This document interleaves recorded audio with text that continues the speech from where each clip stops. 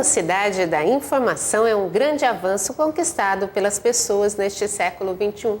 Mas muitas vezes as notícias devem ser filtradas, ainda mais quando se trata de saúde.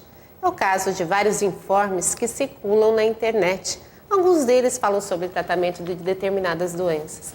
Enquanto uns divulgam a cura, outros são alarmantes, pois pedem à população para que não tome determinada vacina, pois isso pode complicar ainda mais a saúde. Para falar sobre esse assunto, estamos recebendo o pesquisador da Unesp de Araçatuba, Roelf Cruz. Queria agradecer sua presença aqui. Eu agradeço, Fátima, por estar aqui. Essa teoria conspiratória existe mesmo na internet? Ah, sim. A internet, se por um lado é muito bom que tenha essa liberdade, eu pessoalmente acho que a liberdade na internet é muito importante, sou contrário a qualquer tipo de censura, claro, sempre dentro do Estado de Direito, né? Que deve nortear aí nossas responsabilidades e nossas ações, mas eu sou contrário a uma censura prévia de internet, sempre fui, mas isso é uma postura pessoal minha. Ao mesmo tempo, existem vários interesses econômicos, políticos, religiosos, de todo tipo, que se utilizam dessa liberdade para semear aí notícias, boatos, dos mais variados, com os mais diversos interesses. Temos que ser sempre muito críticos em relação ao que aparece, pesquisar a fonte, né, de onde vem essa informação e depois a própria informação, se realmente tem fundamento, mas na área de saúde. Na área de saúde nós temos... Se não é de um organismo público oficial, que a gente tenha certeza que a informação veio de lá, desconfiar sempre, porque a gente não sabe quais são os interesses e a veracidade e os riscos que essas medidas aí que estão sendo veiculadas podem provocar na população. Uhum. Como que a comunidade científica vê isso? A comunidade científica, bom, tem os dois aspectos, né? Uhum. O aspecto individual, pessoal, minha, por exemplo, da comunidade científica, é favorável à liberdade de expressão dentro da internet, mas isso é uma coisa pessoal. A ciência não opina naquilo que é ético, né? A ciência não tem mecanismos para dizer o que é ético e o que não é ético. Essa é a sociedade, são os indivíduos que têm que resolver. Uhum. Agora, a possibilidade, a potencialidade da internet para divulgar notícias corretas, para divulgar a ciência, é muito grande, né? É muito interessante, é um grande meio de divulgação. Agora, o que está do outro lado do computador, né, aquele que está lendo aquela informação, é que tem que desenvolver o espírito crítico para analisar, como a gente comentou agora, essa notícia. Uhum. O avião pode ser utilizado para jogar bombas ou para jogar alimentos numa população isolada, lá num desastre natural. O avião é bom. Uhum. Como vai ser usado? É o uso dele que faz a diferença, exatamente. Né?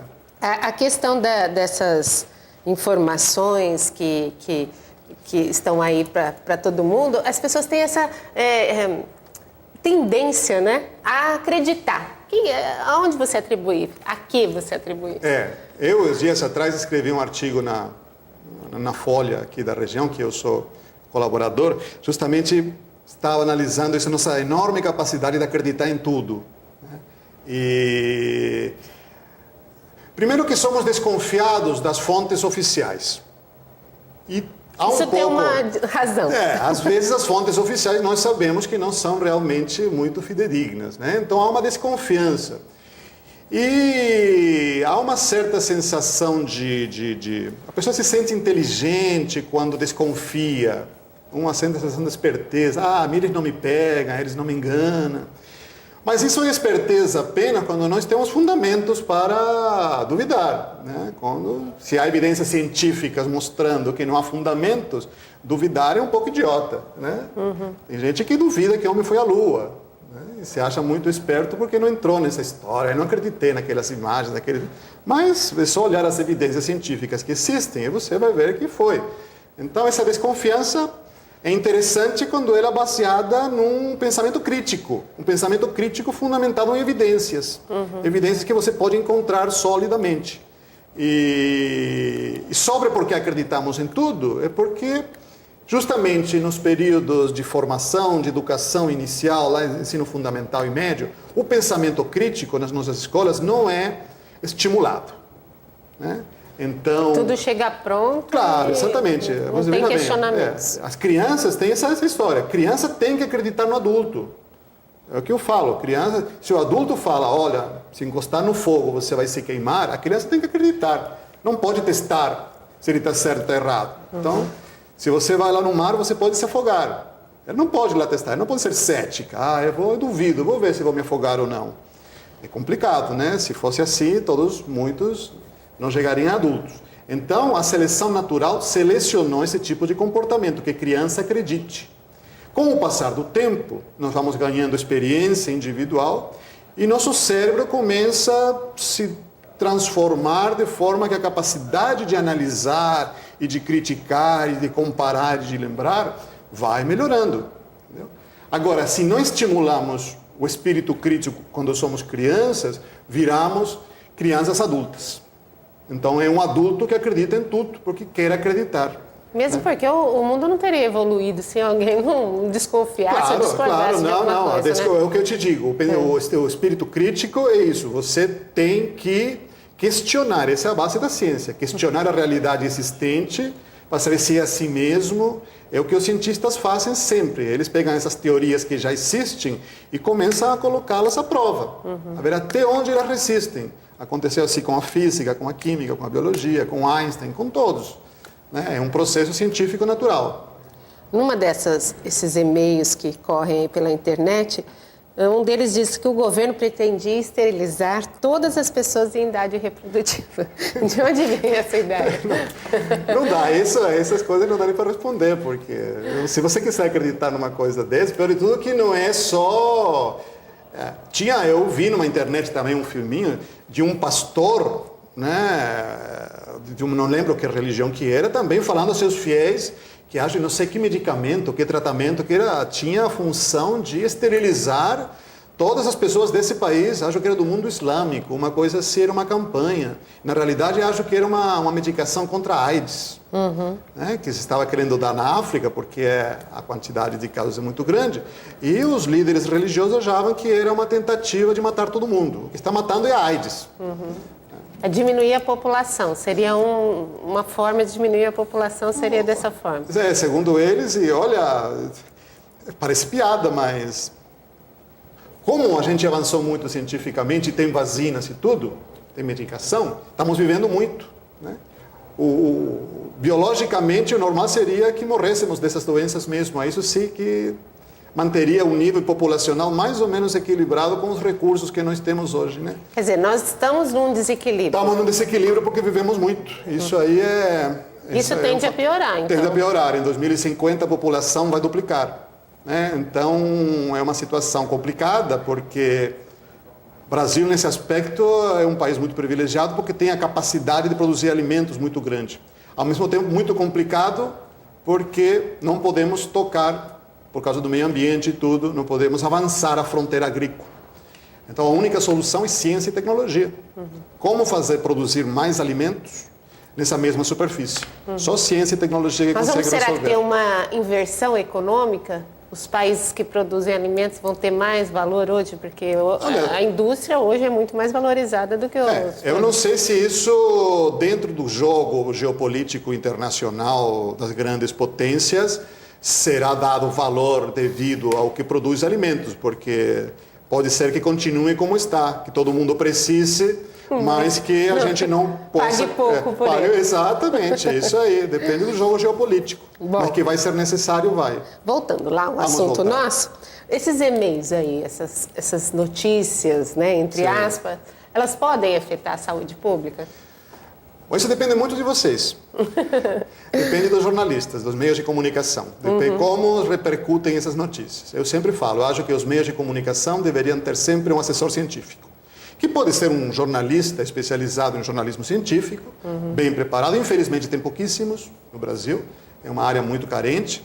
Ou cientistas, né, que se disponham a fazer essa assessoria nos meios de comunicação para dar uma orientação àquilo que é vinculado. Eu já, meu trabalho de divulgação científica, eu coleciono, digamos assim, visito muitos meios de comunicação, na internet, imprensa, TV, rádio, para saber o que está sendo veiculado. E realmente é preocupante, né? Como essas notícias chegam ao público sem nenhuma filtragem, como deveria, não filtragem de censura, mas saber o que é correto, o que não é, o que vem da ciência e o que não vem da ciência. Porque o problema é que se coloca, às vezes, uma notícia alarmista desses aqui, que tem fundamento científico quando não tem.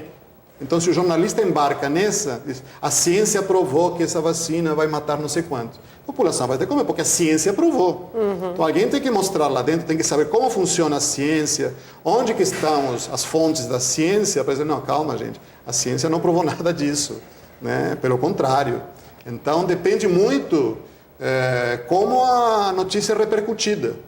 Você vai ter sempre na internet os mais variados boatos, dos mais absurdos aos mais críveis. E às vezes não só na internet. Não só, claro, não. Essas campanhas podem surgir em qualquer lugar. Em relação à gripe, a H1N1, é verdade, eu mesma ouvi a questão de que a vacina era perigosa.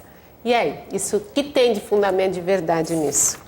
Olha, vacina... Nossa, eu que falei ontem, se não fosse pela vacina, nossa população mundial hoje estaria na metade, mais ou menos, do que somos, né? Então, a importância das vacinas, não vou nem entrar aqui em detalhe, a importância histórica do invento da vacina. Em relação ao perigo de uma vacina, é o mesmo perigo de qualquer vacina. Existem pessoas que são alérgicas, né? Se você é alérgica, por exemplo, a ovo, você já tomou uma vacina, apenas se deu uma reação alérgica muito forte, você vai e consulta teu médico. Ele faz uma avaliação do teu estado, se você realmente vai ter problemas. Um pouco de reação alérgica à vacina tem, porque você está mexendo no sistema imunológico. E o perigo do HN1, essa vacina especificamente que estamos falando aqui agora, no início havia algumas preocupações, né, sobre será que vai funcionar, será que não vai causar mais danos, porque toda vacina tem um nível de um número muito pequeno de pessoas que têm algum tipo de reação. No caso da H1N1, tivemos a sorte aqui no hemisfério sul, que ela já foi testada no hemisfério norte. 65 milhões de pessoas tomaram essa vacina até agora. Os efeitos colaterais da vacina são os mesmos que o da gripe, que a vacina contra a gripe comum. Quer dizer, a pessoa pode desenvolver, ter um mal-estarzinho... Como qualquer vacina. Como qualquer vacina que você tomou na tua vida. Porque, na verdade, a vacina é o vírus, né? É o vírus atenuado, ou um fragmento do vírus, misturado com algumas substâncias para preservar, etc. Né? As substâncias... Então, você tem todo tipo de... Quer dizer que 65 milhões de pessoas no hemisfério norte, segundo os dados da Organização Mundial de Saúde, que está no site deles, já tomaram, e as complicações por causa da vacina são as mesmas que a da sazonal, da gripe sazonal. E dá para saber assim, tão rápido, assim, as complicações seriam assim imediatas? Seria, claro. Você pode ter uma reação alérgica, com todos esses dias que já passaram meses que começou a vacinar, já teríamos aí uma série de casos, se existisse alguma coisa além do que qualquer vacina comum pode provocar. A gente tem doenças que estão aí há muito tempo, e essa surgiu há pouco tempo e já tem uma vacina. Não dá uma certa desconfiança nisso tudo? Eu queria que o senhor respondesse depois do intervalo, a gente volta já já.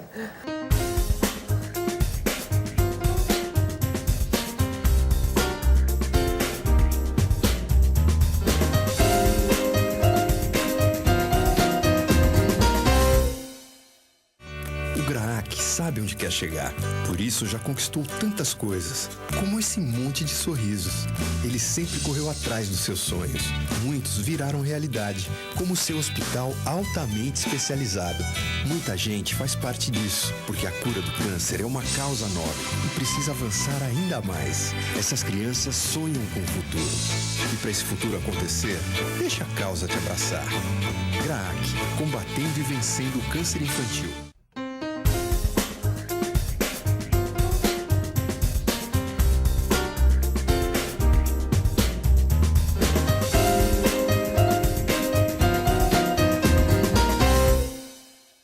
Hoje no programa Cidadania em Pauta estamos falando sobre vacinas.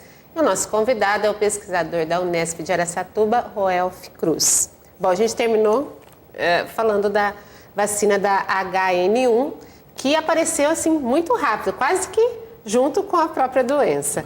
E aí isso não gera uma desconfiança natural nas pessoas? Ou não a sei. comunidade científica está sendo muito mais rápida do que... As duas coisas, provavelmente, né? Primeiro, é muito bom que tenha surgido a vacina.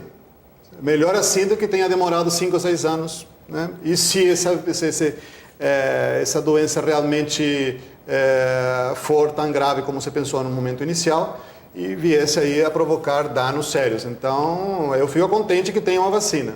Claro que tem outras doenças aí que estão há muito mais tempo e não tem vacina. A dengue é uma delas, mas isso aí são complicações específicas, científicas, técnicas, de conseguir uma boa solução A para gente isso. fica imaginando que a matemática, vamos dizer assim, é a mesma. Você pega o vírus da doença, coloca algumas coisinhas lá e faz a vacina, né? Por que não surge, então, uma para dengue, né? Bem assim, rusticamente falando. Rusticamente falando, bom, a dengue são 4 vírus, na realidade. 4 vírus diferentes. Então, Sim. você tem que conseguir uma vacina que, ao mesmo tempo, combata os 4 vírus. A capacidade de mutação, de transformação dos vírus da dengue parece... Eu não sou especialista na área, eu quero deixar bem claro, eu não sou médico infectologista. Venho aqui como divulgador científico, isso que eu leio, né? Então, a capacidade desses vírus da dengue de se transformarem é muito rápida. Então, existem vários laboratórios no mundo encontrar uma vacina. Essa que o Butantan está tentando e já mais ou menos ele acha que daqui a 1, 2 anos vai conseguir. Outros laboratórios dos Estados Unidos. Mas tem um aspecto importante aqui, né? Geralmente, doenças que afetam os países ricos têm muito mais dinheiro para serem pesquisadas do que as doenças que afetam os países pobres. Quer dizer, nós tivemos sorte que essa que doença... começou no hemisfério norte. Isso Sim. aí, imediatamente, países como o Japão, Estados Unidos, Canadá, Inglaterra, todos que têm um desenvolvimento científico muito grande e uma rede de saúde bastante desenvolvida, se criou um pânico muito grande também, e isso levou a que fosse uma quantidade de dinheiro e de laboratórios envolvidos nessa pesquisa, de forma muito rápida e muito grande. Então, e a possibilidade também de isolar o vírus e criar uma vacina que fosse eficaz contra um único tipo de vírus, que até agora, felizmente, não apresentou uma mutação, uma transformação muito grande desde que surgiu até agora. O senhor falou da questão desse pânico, né, que aconteceu com a gripe. Isso também se deve a essa... notícias rápidas e tudo mais, né? Olha, pelo que eu leio, alguns criticam a Organização Mundial da Saúde na excessiva... o alerta de pandemia que ela criou, né, que é um grau máximo de perigo desse tipo de doenças. Eles acham que foi um pouco exagerada a reação da Organização Mundial da Saúde. Eu não saberia avaliar se foi, né? Mas em virtude de ter tido essa reação, que é que nós temos uma vacina rapidamente hoje que estamos tomando aqui. De uma certa forma foi positivo. Os testes usados para a HN1 não são aprovados pela FDA americana. O que é essa? É uma agência? É a Anvisa dos Estados Unidos, digamos assim. Essa é a federal, a Agência de Drogas, Federal de Drogas dos Estados Unidos, que analisa e autoriza todos os medicamentos que vão ser colocados, comercializados nos Estados Unidos. Ou seja, ela atende aos Estados Unidos. Não a gente não tem que obedecer à FDA, mas como a FDA é uma Anvisa muito rica, né, ao contrário da nossa, tem um sistema de vigilância epidemiológico e farmacológico muito bom, ela tem capacidade de analisar melhor essas novas drogas. Nem por isso sempre acerta. Ela libera, às vezes, remédios que depois têm que ser proibidos. O Vioxx foi um desses, todos esses COX-2, esses anti-inflamatórios. Liberou todos, né? Provavelmente por pressão econômica das grandes farmacêuticas. E depois de um tempo se viu que morria gente por causa disso. Então, Sim. que tenha ou não tenha. É bom que tenha liberação da FDA. Mas isso Quer dizer não é uma prova... a vacina não foi liberada? Foi liberada, foi? sim. Porque você falou de 65 Não. Deixar claro que eu acho que a FDA liberou 4 tipos diferentes de vacinas da gripe porque senão fica essa dúvida. Que né? fique claro, nos Estados Unidos foi liberado, não poderia ter sido realizada a vacinação nos Estados Unidos sem a liberação pela FDA. Da mesma forma que na Europa não poderia ter sido realizada a vacinação sem autorização das agências europeias. Como aqui da Anvisa. Como aqui da Anvisa, exatamente. Isso aí não tem fundamento nenhum. Se fala que a vacina contém mercúrio. Quase todas as vacinas contêm mercúrio, porque é um das coisas que se colocam lá dentro para evitar que elas, digamos assim, deteriorem com o tempo, um conservante. Isso é perigoso? O mercúrio é perigoso, só que na dose que está nessas vacinas é muito menor que a dose diária permitida. Você toma uma vez cada tanto vacina, né? Então, mesmo que se você tomasse essa dose todo dia, não seria perigoso, você não atingiria os limites de perigo. Tem muito mais mercúrio, por exemplo, no peixe que a gente come. Curioso isso aí, no cação, né? O cação tem um nível de mercúrio altíssimo. E o peixe é tão saudável, pessoal? Muito acima do permitido. Pela recomendação. Peixe? O cação. Tem outros peixes também. Por quê? Porque os rios e os mares estão contaminados com mercúrio. Então, eles, como são os últimos da escala alimentar, eles foram comendo os peixinhos pequenos, comendo as algas e foram incorporando esse mercúrio na sua carne, no seu corpo. E a gente come esse mercúrio. Então, a quantidade de mercúrio que estamos comendo no peixe é muito maior que aquela que tem em qualquer vacina. Vacina, a quantidade pelos dados que existem até agora, a quantidade de mercúrio na vacina está muito abaixo do limite. Não há nenhuma relação até agora confirmada entre o mercúrio e doenças como autismo que apareceu aí. Isso agora foi eliminada essa possibilidade. Então, claro, algumas vacinas podem vir sem mercúrio. Você não precisa colocar mercúrio, você pode utilizar outras coisas. O mercúrio é um componente que age para conservação da vacina? Na realidade, é um componente do mercúrio chamado timerossal. Não é o mercúrio em si, né? Sim. É o timerossal e é um conservante, é utilizado para conservar a vacina. Bom, em relação a essa vacina, o senhor sabe qual que é o componente principal dela? Olha, eu não sei especificamente a que veio para o Brasil, porque são 4 ou 5 que foram autorizadas e algumas são feitas com fragmentos de vírus, ou seja, a casquinha do vírus, outra com o próprio vírus atenuado, outras com o vírus morto. Independente de como é feita, ela é segura. Bom, a vacina mexe com o sistema imunológico? Todas são feitas para isso. Né?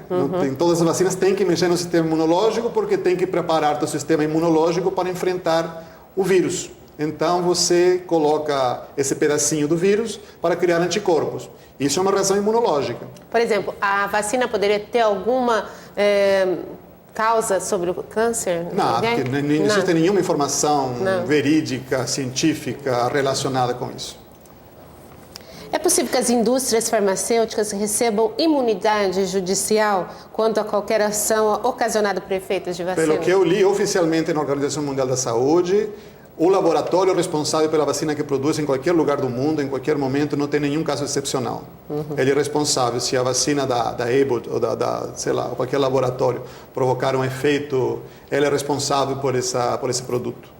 A menos, pelo tudo que eu li, não conheço esse boato aí. Tem que apresentar provas, né? Se alguém apresentar uma prova de um documento mostrando, está aqui o documento assinado, dando imunidade, aí a gente passa a acreditar. Por enquanto, é um boato. Bom, muita gente fala, a gente ouve muito falar isso, que os produtos que são comercializados aqui no Brasil ou que vêm para o Brasil estavam encalhados em algum lugar do mundo. Isso tem algum fundo de verdade nisso? Eu não acredito. Também não posso dizer que não, eu que te digo, essas teorias assim, prova, né? Prova, vai lá, mostra o lote que estava encalhado e que veio para o Brasil. Né? Eu não estou dizendo que tudo aqui funcione, nós sabemos que tem falhas enormes no sistema de farmacovigilância, tipo a Anvisa, passam coisas muito sérias. Né? Por exemplo? Não tivemos anos atrás pílulas anticoncepcionais oficiais que não tinham nada dentro, que eram farinha, e mulheres ficaram grávidas. É uma falha enorme que o laboratório foi acionado e teve que pagar uma multa milionária pelo que fez. Né? Então, o sistema de farmacovigilância nossa, às vezes, permite a circulação de drogas no Brasil que já foram proibidas em outros países. Aí não é rápido, eu acho, para ter uma resposta, proibir imediatamente aqueles anti-inflamatórios da COX-2, já estavam sendo proibidos em quase todo o mundo e o Brasil continuava a utilizar, e ainda continua alguns em alguns casos. E por que essa demora para chegar aqui? Isso, não sei, o sistema farmacológico não tem tantos recursos econômicos quanto os dos outros países, não possui. A vigilância num país muito grande, onde as coisas estão muito distribuídas, onde os estados também têm uma responsabilidade, os municípios, aí fica difícil fazer a fiscalização. Muito burocrático? Também, provavelmente, é. Sei que nos outros países esse sistema de farmacovigilância funciona bem mais rápido, por isso é interessante estar atento ao que está acontecendo lá para já ficar prevenido aqui. Pelo menos isso. Já que a nossa Anvisa não tem capacidade de testar os medicamentos, fazer os testes clínicos, pelo menos que fique atenta para ter uma resposta rápida quando ocorre algum problema lá fora. Mas esses testes são feitos aqui, ou não? Acredito que pela Anvisa, não. Esses os testes, e quando você lança um novo medicamento, a obrigação de fazer o teste é da empresa farmacêutica que o produz. São testes muito caros, uma droga, desde que você cria a fórmula até que ela é comercializada, podem passar 6, 7 anos. 6, 7 anos que começa com experimentos em animais, in vitro primeiro, né, para saber a toxicidade, tudo isso. Depois vai para animais, depois vai para grupos pequenos de humanos sadios, para saber se há algum efeito colateral, voluntários, né? Depois vai para uma parcela pequena da população, no sistema de duplo cego. E continuamos experimentando aí medicamentos. Os humanos somos cobaias de todos os medicamentos que estão aí. Então, é isso que eu ia falar. Por exemplo, mesmo essa vacina. Mesmo essa vacina. Se há tanto tempo assim para se esperar, ela realmente veio muito rápido, né? Ela veio muito rápido, mas acontece que a fabricação de uma vacina, na realidade, todos os passos que têm que ser dados para produzir uma vacina são bastante conhecidos, né? Até o momento que você... Quer dizer, é mais fácil criar uma vacina do que um medicamento? Muitas vezes sim. A vacina geralmente tem... Embora, repito, eu não sou especialista, né? Se algum especialista está me ouvindo, estou apenas... A questão, os médicos são bem informados nessas questões? Espero que sim. Espero que sim.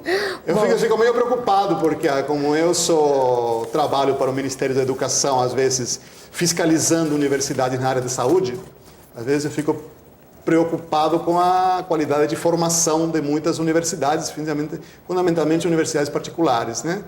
Mas eu espero que sim, que os médicos estejam bem informados, se atualizem. Esse cuidado, por exemplo, que os antigos têm, sabe, de querer saber, não assim de pesquisar em fontes não confiáveis, mas de questionar com o médico o remédio e querer saber mesmo o que está tomando é interessante, acho que o corpo é dele, né? O corpo é nosso, entendeu? O médico pode orientar que a gente faça isso ou aquilo. Quem decide somos nós. A vacina é destinada para todo mundo? Todo mundo deve tomar a vacina? Pelo cronograma que eu vi aí distribuído pelo Ministério da Saúde, todo mundo pode tomar essa vacina. É o que eu te repito, se você já teve um problema alérgico, você já teve um problema alérgico ao ovo, pode consultar seu médico particular ou da rede pública para saber se você especificamente tem algum... Quer dizer, uma pessoa que já teve problemas de... Mas se você já tomou vacinas a vida toda, se você já toma essa vacina da gripe aí sazonal, então realmente não haveria uma... Agora, o governo está estabelecendo um cronograma, hein, por exemplo. Infelizmente, eu estou fora. Eu também. Você vê, não? Isso é muito injusto. Total. Eu queria a minha dose e não tenho. Essa era a pergunta final. O senhor vai tomar vacina, quer dizer que... eu vou esperar que me deixem, né? Que sobre alguma para mim. Desses que não querem tomar, quem sabe eu pego a que sobrou. Bom, espero que a gente tenha tirado todas as dúvidas, né, das pessoas e que elas vão e procurem a vacinação, então. Isso é o que eu espero também. Eu não vou tomar, mas mandei meus filhos tomarem. Tem que deixar bem claro. Meus 2 filhos estão na idade ainda, são jovens, né? Então, está em São Paulo. Que é a melhor recomendação que essa? Eu mandei meus filhos tomarem. Isso aí não mandaria se não... Ok. Eu queria agradecer mais uma vez a sua presença. Eu que agradeço a vocês pelo convite. Ok. E agradeço você aí de casa que ficou com a gente até agora. Eu espero você no próximo programa.